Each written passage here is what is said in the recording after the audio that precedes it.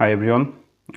Sorry, আসলে ভিডিওর bad কোয়ালিটির জন্য এমনিতেই আমার ভিডিও কোয়ালিটি অনেক খারাপ হয়। তার উপর হচ্ছে আজকে বাইরে লাইট কম, এখনও 7টা বাজে নাই। সরি, কয়টা বাজে?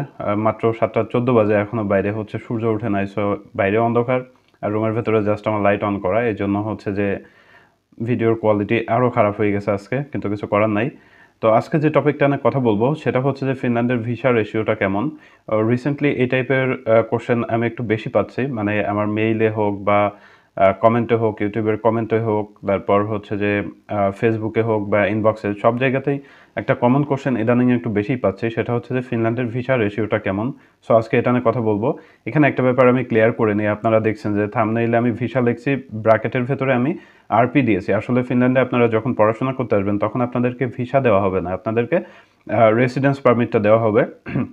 কিন্তু আমি ভিসা বলতেছি এই জন্য যে সবাই আসলে আমরা বাইরের ব্যাপারটাকে, বাইরে আসার জন্য যে পারমিশন পাওয়াটা, সেটাকে আমরা ভিসা বলে জানি। এই জন্য আমি হচ্ছে যে আসলে ভিসা লিখছি, বাট ফিনল্যান্ডের ক্ষেত্রে এটা হবে রেসিডেন্স পারমিট। এই জন্য ব্র্যাকেটে আমি আসলে আরপি লিখে দিয়েছি।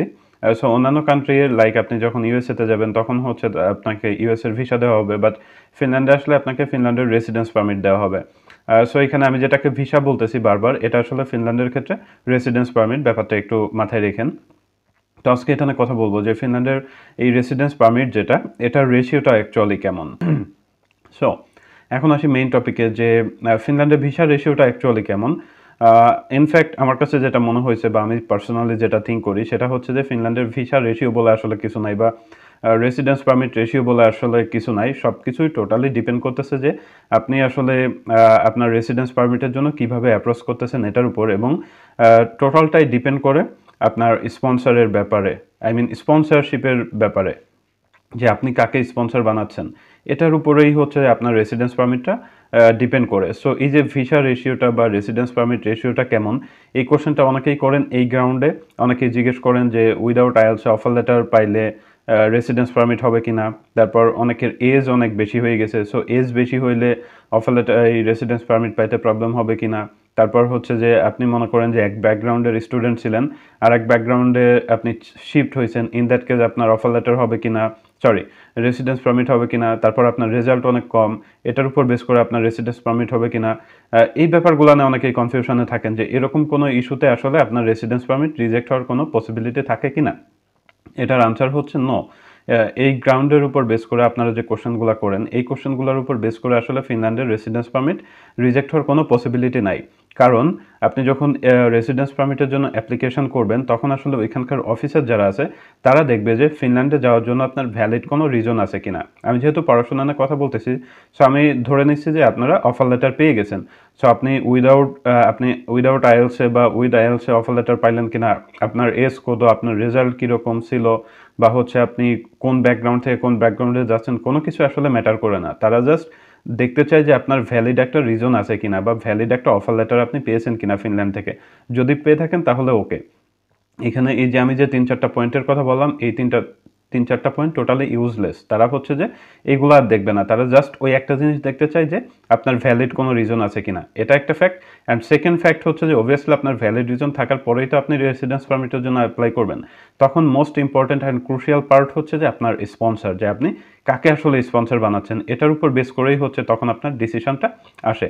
আপনি যদি প্রপারলি আপনার স্পন্সরশিপ যে ডকুমেন্টসগুলো আছে সেগুলো রেডি করতে পারেন, তাহলে অবভিয়াসলি আমি বলবো যে আপনার রেসিডেন্স পারমিট রিজেক্ট হওয়ার কোনো কারণ নাই।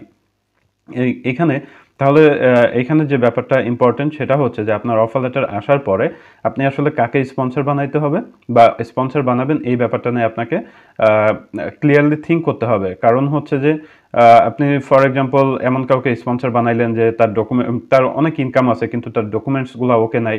সো ইন দ্যাট কেস আপনার কিন্তু স্পন্সরশিপ, আপনার রেসিডেন্স পারমিট রিজেক্ট হওয়ার পসিবিলিটি আছে, বা আপনি ফেক ডকুমেন্টস সাবমিট করলেন, ইন দ্যাট কেস আপনার রেসিডেন্স পারমিট রিজেক্ট হওয়ার পসিবিলিটি আছে। কিন্তু আপনি যদি রাইট ওয়েতে অ্যাপ্রোচ করে যে ক্যাপাবল তাকে যদি আপনি স্পন্সর করেন, ইন দ্যাট কেস আপনার রেসিডেন্স পারমিট রিজেক্ট হওয়ার কোনোই পসিবিলিটি নাই। সো এখন কোশ্চেন হচ্ছে যে তাহলে আমি কাকে স্পন্সর বানাবো? আমি বিজনেসম্যানকে স্পন্সর বানাবো, নাকি চাকুরিজীবীকে স্পন্সর বানাবো, নিজের বাবা মা ভাই বোন কাউকে স্পন্সর বানাবো, নাকি অন্য কেউ? এই সব কিছু নিয়ে ডিটেলস ভিডিও আছে আমার, অনেকগুলো ভিডিও আছে স্পন্সরশিপ নিয়ে, যে আপনি কাকে বানাবেন, তারপর আপনি যদি বিজনেসম্যানকে বানান তাহলে হচ্ছে যে আপনার কী কী ডকুমেন্টস লাগবে। তারপর আপনি যারা জব করেন তাদেরকে যদি আপনি স্পন্সর বানান, ইন দ্যাট কেস আপনার কী কী ডকুমেন্টস লাগবে। তারপর আপনি যদি রিটায়ার্ড পারসনকে স্পন্সর বানাইতে চান, ইন দ্যাট কেস আপনার কী কী ডকুমেন্টস লাগবে। এই সবগুলো নিয়ে আসলে আমার ভিডিও আছে, আপনারা একটু কষ্ট করে ভিডিওগুলো দেখে নিন। সো এখানে এই ভিডিওটার মেইন যে থিমটা ছিল, মানে যে কোশ্চেনের উপর বেস করে ভিডিওটা বানানো ছিল, সেটা হচ্ছে যে যদি উইদাউট আইএলসে অফার লেটার পাওয়া হয়, রেজাল্ট কম থাকে, তারপর হচ্ছে এজ অনেক বেশি হয়ে যায়, তারপর হচ্ছে যে আপনি এক ব্যাকগ্রাউন্ড থেকে আর এক ব্যাকগ্রাউন্ডে শিফট করলে, এই সমস্ত কেসের ক্ষেত্রে আসলে রেসিডেন্স পারমিট রিজেক্ট হওয়ার কোনো পসিবিলিটি আছে কি না। সো এই ভিডিওটার মেইন থিম হচ্ছে যে এই সমস্ত গ্রাউন্ডের উপর বেস করে আসলে আপনার রেসিডেন্স পারমিট রিজেক্ট হওয়ার কোনোই প্রশ্নই ওঠে না। টোটালটাই ডিপেন্ড করে, মানে আপনার রেসিডেন্স পারমিট হবে কি হবে না, এই টোটালটাই ডিপেন্ড করে আপনার স্পন্সরশিপ রিলেটেড ইস্যু এর উপর, মানে আপনি কাকে স্পন্সর বানাচ্ছেন, তার সোর্স অফ ইনকামটা ক্লিয়ার আছে কিনা, জাস্ট এতটুকুর উপর ডিপেন্ড করে। সো আপনি যদি মনে করেন যে আপনার স্পন্সর ক্যাপাবল এবং তার সোর্স অফ ইনকাম, বা আপনি হচ্ছে তার সোর্স অফ ইনকাম রিলেটেড যে ভ্যালিড ডকুমেন্টস আছে সেগুলো প্রোভাইড করতে পারেন, ইন দ্যাট কেস আপনার রেসিডেন্স পারমিট আসলে রিজেক্ট হবে না বলে আমার মনে হয়।